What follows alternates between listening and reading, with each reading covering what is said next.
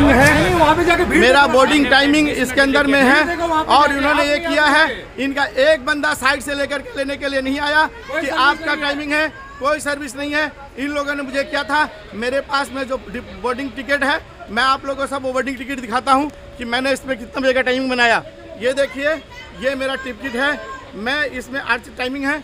और आपको बताता हूँ कि मैं 7:30 बजे मेरा ये बोर्डिंग पास बन गया था, लेकिन इतना भीड़ था कि हमें यहाँ पहुँचते पहुँचते 9-10 हो गए। सिक्योरिटी चेक इन में मेरा जैकेट तक चोरी हो गया है। मैं सिक्योरिटी चेक इन में कंप्लेन भी किया हूँ और वहाँ पे मैं खड़ा था, मेरा फ़ोटो कैमरा के सामने उन्होंने, मैडम ने, उसने मेरा फ़ोटो भी लिया है। मैं आपको ये बता रहा हूँ कि इन लोगों ने एक बार भी न अनाउंसमेंट किया, न मुझे बुलाने के लिए आया। यहाँ पे खड़े कुछ लोग हैं जिन्होंने मुझे देखा भी और इनके साथ बोला भी, लेकिन ये मानने को राजी नहीं है और मेरा फ़्लाइट को ज़बरदस्ती कैंसिल करवाया। मैं गेट पे था, उन्होंने मेरा फ़ोटो के टिकट स्कैन कर चुके थे, उसके बाद इन्होंने सिस्टम से डिलीट किया।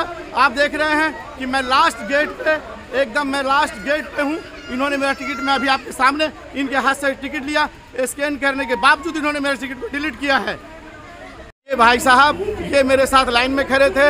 आप ये 2 घंटे से खड़े होके बहुत धक्का मुक्की करके यहाँ तक पहुँचे, लेकिन इनकी कोई सुनवाई यहाँ नहीं हो रही है। 5 मिनट लेट हुए थे, इन्होंने गेट बंद कर दिए। जबकि मेरा बहुत ही घटिया सर्विस है स्पाइस जेट की, कभी किसी को बुक नहीं करवाना है।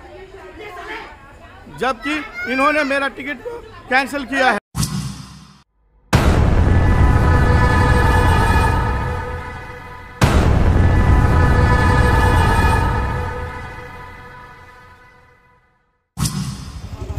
मैं इस एयरपोर्ट अथॉरिटी के पास में गया, उनको मैंने बोला कि साहब ये बात है। एयरपोर्ट अथॉरिटी बोलती है कि मैं बिल्डिंग का मालिक हूँ, मुझे कुछ नहीं पता, मैं कुछ नहीं जान सकता, मैं कुछ नहीं कर सकता।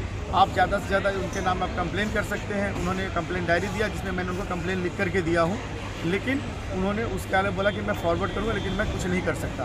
तो एयरपोर्ट अथॉरिटी ने भी कुछ नहीं किया। उन्होंने मेरा कंप्लेन स्लिप उनको एक रजिस्टर्ड था जिसमें मैंने उनका कंप्लेन उनको दिया हूँ और फिर मैं उनका स्पाइस जेट का मैनेजर को ढूंढा, मैनेजर अभी तक नहीं आए हैं। फिर उसका जो सुपरवाइज़र है वो सुपरवाइज़र आया, सुपरवाइज़र से मैंने बात किया।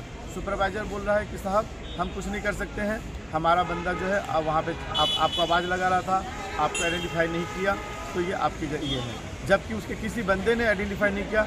मेरी मिसेज़ ने 2-3 बंदों को बोला, मैंने उनको कॉल करके बोला था, तो उसने 2-3 को बोला कि भाई लाइन में है, आप उनको निकालिए, लेकिन कोई नहीं गया लेने के लिए। बल्कि मेरा मिसेज को ये कहा कि आप बैठिए, वो आ जाएंगे। मैं सुबह 6:30 बजे मेरे घर से निकला। जैसा कि आप जानते हैं कि अभी पलासन ब्रिज टूटा हुआ है, तो इस वजह से हम लोगों को पूरा सिलीगुड़ी घूम कर के आना पड़ता है। मुझे सुबह 9-10 का फ़्लाइट था, मैं सुबह 6:30 बजे घर से निकला हूँ। आपका खपरेल, मेरा माटीगरा में हिमू दूध फैक्ट्री पास मेरा घर है।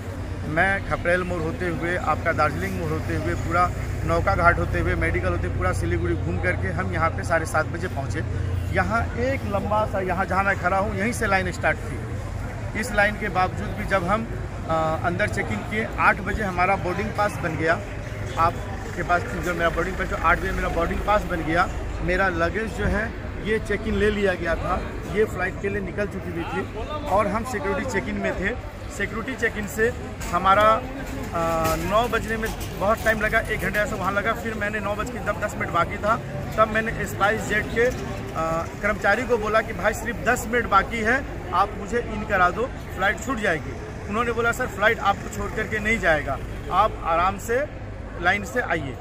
हमें लाइन क्रॉस करने में और चेक इन करके उस तरह जाते जाते 9:10 हो गए। फिर वहाँ जो है हमारा ये हो गया, मेरा एक जैकेट था, जो जैकेट भी यहाँ से चोरी हो गया। उसके बावजूद भी वहाँ पे कोई समय नहीं लगा। उन्होंने मेरा एक फ़ोटो लिया और बोला कैमरा की तरफ देखने के लिए। मैंने कैमरा की तरफ देखा और उन्होंने मुझे छोड़ दिया, बोला कि आपको अगर जैकेट मिलता है तो आपको मिल जाएगा। तो इतने में ही वहाँ से उनके स्टाफ आ गए और उससे पूछा मेरे लिए ललन में, तो मैं उनके साथ में चला गया।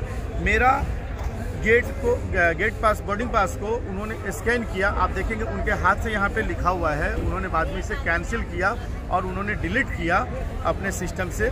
मेरा बोर्डिंग पास ऑलरेडी बन चुका था, मतलब स्कैन हो चुका था, गेट खुली हुई थी और उनका किसी एक स्टाफ ने कहा कि नहीं लेना है और फिर उन्होंने छोड़ दिया मुझे। उनके पास इतना समय था कि मेरा लगेज को वहाँ से निकाल करके, फ्लाइट से निकाल करके ला करके दे सके, पर मुझे वो इन करेंगे, इनके पास इतना समय नहीं था।